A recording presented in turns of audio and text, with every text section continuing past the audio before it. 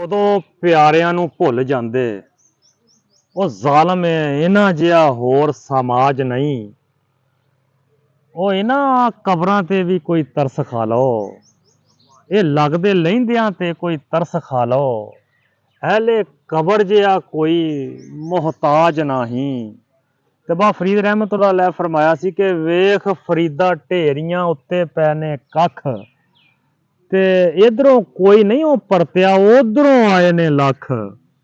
ਮੱਖਣ ਜੱਟ ਜੀ ਸ਼ਹਿਰ ਖਮੋਸ਼ਾਂ ਲੈ ਕੇ ਤੁਹਾਡੀ ਖਿਦਮਤ 'ਚ ਹਾਜ਼ਰ ਆ।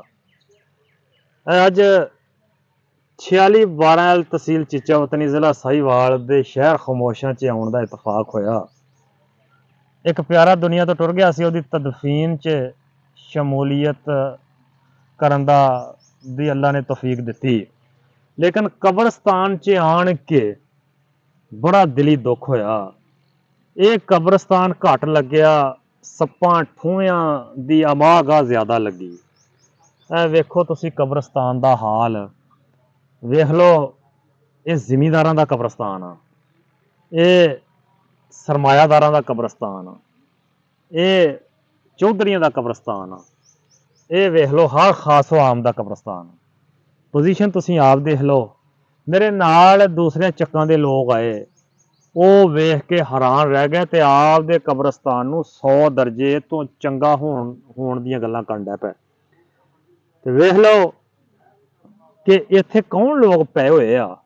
ਉਹ ਲੋਕ ਪਏ ਹੋਏ ਆ ਜਿਹੜੇ ਤੁਹਾਨੂੰ ਬਹੁਤ ਕੁਝ ਦੇ ਕੇ ਆਏ।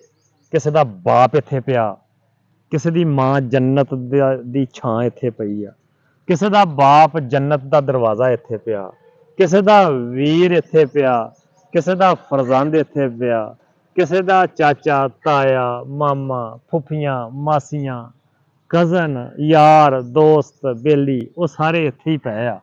ਲੇਕਿਨ ਇਹਦੇ ਹਾਲਾਤ ਵੇਖ ਲਓ, ਤੁਹਾਡੇ ਸਾਹਮਣੇ ਆ। ਉਹ ਮੇਰੇ ਚੱਕ ਵਾਲਿਓ, ਤੁਹਾਡੇ ਨਾਲ ਮੁਖਾਤਬ ਆ।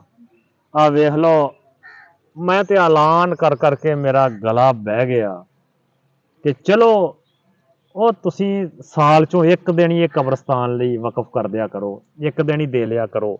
ਇੱਥੇ ਕੀ ਕੋਈ ਬੰਦਾ ਆ ਕੇ ਫਾਤਿਹਾ ਪੜ੍ਹੇਗਾ?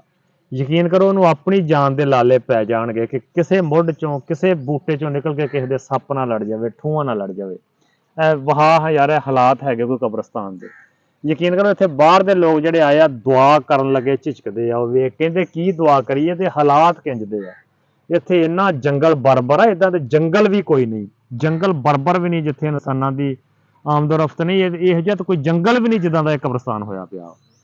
ਵੇਖ ਲਓ, ਤੁਹਾਡੀ ਨਜ਼ਰ ਪਵਾਤੀ ਆ। ਹੁਣ ਵੀ ਜੇ ਆਪਣੇ ਪਿਆਰਿਆਂ ਦੀ ਮੁਹੱਬਤ ਅੰਦਰ ਨਾ ਜਾਗੀ, ਫਿਰ ਸਮਝ ਲਓ ਆਪਾਂ ਪੱਥਰ ਹੋ ਗਏ, ਆਪਾਂ ਬੇਸ ਹੋ ਗਏ ਆ। ਯਾਰ ਉਹ ਹੀ ਪਏ ਆ ਜਿਹੜਾ ਕਿਸੇ ਨੂੰ ਅੱਧਾ ਮੁਰੱਬਾ ਦੇ ਕੇ ਆਇਆ, ਕਿਸੇ ਨੂੰ ਮੁਰੱਬਾ ਦੇ ਕੇ ਆਇਆ, ਕਿਸੇ ਨੂੰ ਕਿੰਨੀਆਂ ਦੁਕਾਨਾਂ ਦੇ ਕੇ ਆਇਆ, ਕਿਸੇ ਨੂੰ ਕਿੰਨੇ ਹਾਤੇ ਦੇ ਕੇ ਆਇਆ, ਕਿਸੇ ਨੂੰ ਕਿੰਨਾ ਬੈਂਕ ਬੈਲੈਂਸ ਦੇ ਕੇ ਆਇਆ। ਇਹ ਤੁਹਾਨੂੰ ਹੀ ਦੇ ਕੇ ਗਏ ਨਾ। ਆ ਜਿਹੜੇ ਪਏ ਹੋਏ ਆ ਇੱਥੇ, ਆੜੇ ਸੁੱਤੇ ਪਏ ਆ, ਇਹ ਤੁਹਾਨੂੰ ਹੀ ਸਾਰਾ ਕੁਝ ਦੇ ਕੇ ਆਏ ਆ। ਤੁਸੀਂ ਇਹਨਾਂ ਵਾਸਤੇ ਕੁਝ ਵੀ ਨਹੀਂ ਕਰ ਸਕਦੇ। ਆ ਦੇਖੋ, ਅਸੀਂ ਇੰਨੇ ਨਾਅਹਿਲ ਆ, ਅਸੀਂ ਆ ਗੰਦ ਤੇ ਸਪਰੇਅ ਤੱਕ ਨਹੀਂ ਕਰ ਸਕੇ। ਅਸੀਂ ਆਪਣੀਆਂ ਫਸਲਾਂ ਨੂੰ ਕਿੰਨੀਆਂ ਸਪਰੇਵਾਂ ਕਰਦੇ ਆ, ਇੱਥੇ ਇੱਕ ਸਪਰੇਅ ਨਹੀਂ ਲਾ ਸਕੇ।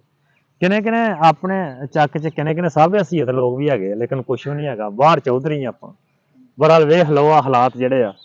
ਲੋਕਾਂ ਨੇ ਜਿਹੜੀਆਂ ਅੱਜ ਗੱਲਾਂ ਕੀਤੀਆਂ, ਸ਼ਰਮ 'ਚ ਡੁੱਬਣ ਦਾ ਮੁਕਾਮ ਆ ਅਗਰ ਹੋਵੇ ਤੇ। ਬਹੁਤ ਸਾਰੇ ਲੋਕਾਂ ਨੇ ਆਖਿਆ ਆਪਣੇ ਕਬਰਸਤਾਨ ਨੂੰ ਉਹਨਾਂ ਨੇ ਤੇ ਇਹਦੇ ਨਿਸਬਤ 100 ਦਰਜੇ ਠੀਕ ਕਿਹਾ ਔਰ ਮਿਸਾਲਾਂ ਦਿੱਤੀਆਂ ਕਿ ਆਹ ਵੇਖ ਲਓ ਕੀ ਬਣਿਆ ਪਿਆ। ਬਹਰਹਾਲ ਫਿਰ ਵੀ ਆਹ ਭਾਈ ਵੇਖ ਲਓ ਕਿ ਇਹ ਆਖਰੀ ਆਰਾਮਗਾਹ, ਆਖਰੀ ਘਰ ਆ। ਕੋਈ ਫਿਕਰ ਚੱਲਣ ਦਾ ਕਰ ਲੈ ਮੇਲਾ 2 ਦਿਨ ਦਾ, ਖਾਲੀ ਭਾਂਡੇ ਨੂੰ ਭਰ ਲੈ ਮੇਲਾ 2 ਦਿਨ ਦਾ। ਤੇ ਬਹਰਹਾਲ ਦੇਖ ਲਓ ਕੀ ਕਿਹਾ ਜਾ ਸਕਦਾ। ਮੱਖਣ ਜੱਟ ਨੂੰ ਇਹ ਆਖਰੀ ਆਰਾਮਗਾਹਾਂ ਖਾਮੋਸ਼ ਸ਼ਹਿਰ ਚੋਂ ਇਜਾਜ਼ਤ ਦਿਓ। ਅਸਲਾਮ ਅਲੈਕੁਮ। ਅੱਲਾ।